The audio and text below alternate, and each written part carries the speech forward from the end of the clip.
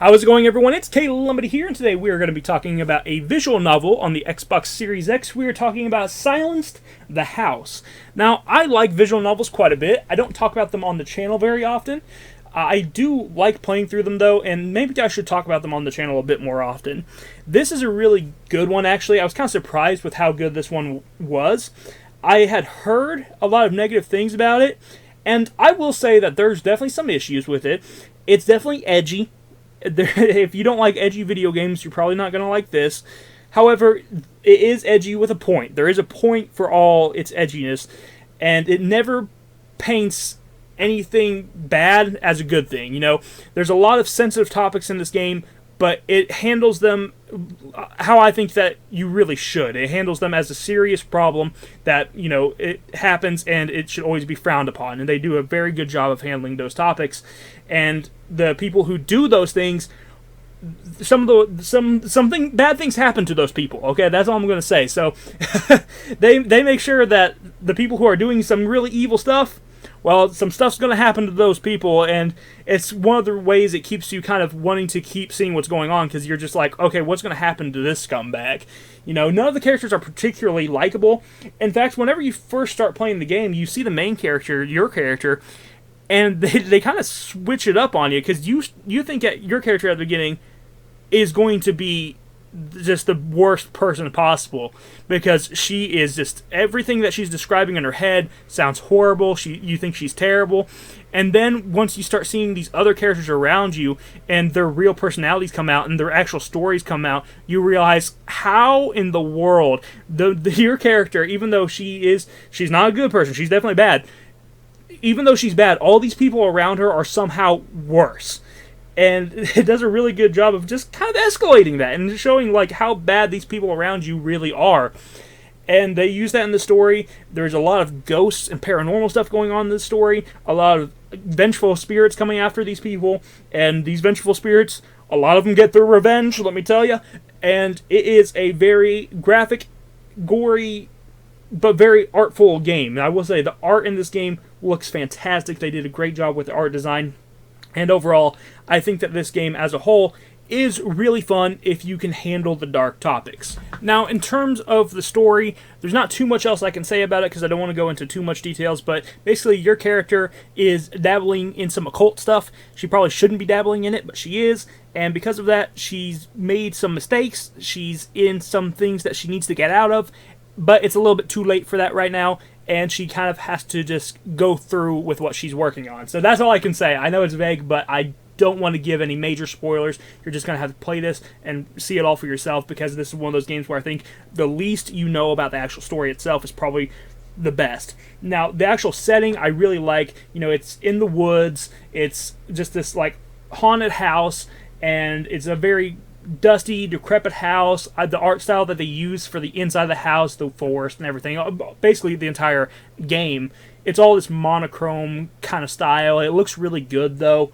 and the only time where it's not monochrome is basically when blood starts popping up, and that happens quite often. So, but the art style looks great, the setting is great, the music actually is very good as well. There's some action scenes and stuff that happen in this game, and the music that's in the background is really fitting for pretty much all of the scenes, and I really enjoyed the music even. And I think that the actual art design of the characters are pretty well designed. I think the monsters are the best design, like the monsters and the ghosts. When you see them, I think that's actually the best design. The characters, I feel like their faces are a little bit too similar to one another, but still, they're all still unique in their own way. You can still tell them apart just fine, but it seems like they used a lot of the same facial features for each character, and I think they could have done that a little bit better. But other than that, you know, I think that they're still very much different from one another, even though, you know, the characters are they're all there for similar reasons. They all have their own personality, their very own distinct personality, and yeah, that's all I can say there. But I don't want to say anything else about that. But either way, the game has a lot of action scenes in it for a visual novel. It has a lot of tense scenes in it. It will put you on edge, and it does a good job of not just kind of not just being a horror story, but also being a very suspenseful story. Lots of twists and turns, lots of things that I didn't expect to happen, and it gives you decisions, and those decisions in this game, let me tell you, I love visual novels that let you take part in deciding what happens next. Every decision in this video game matters. And if you want to get 1,000 out of 1,000 gamer score on Xbox Series X, make sure that you save often. That way you can replay the decisions. And if you ever miss a decision and you didn't have time to save beforehand, it's not a big deal. There's a fast forward function that will get you basically to the next decision. So if you play through the entire game and you want to just basically play through it again and just see the opposite decisions, there's a fast forward button to get you to just where you make the actual decisions themselves. So that's very important, and that's a really good feature.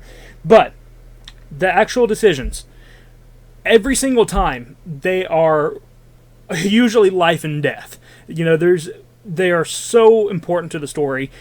They can end the game, pretty much every single one. If you pick the wrong option, it will end the game immediately. So keep that in mind, because you can really, really pick some bad decisions in this game that will really mess your character up and completely end the game, and you'll have to just load from your last save, or you'll just have to use the fast forward function. So again, make sure that you save often, or you're going to be using that fast forward function. There's actually a decision at the very beginning of the game, like within the first 5 minutes, that can end the game, which I think is hilarious. They do a good job of making every decision just feel like it has a lot of weight to it, so I really like that. Now, I've talked about a lot of positives. Let's talk about a couple of the negatives, because there's a few negatives in this game.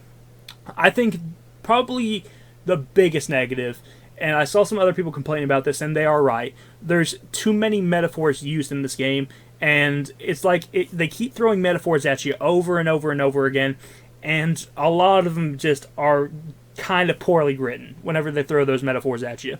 And it really takes away from the story, because there's just too many of them. And like I said, a lot of them just don't hit. A lot of them miss. They're not very good.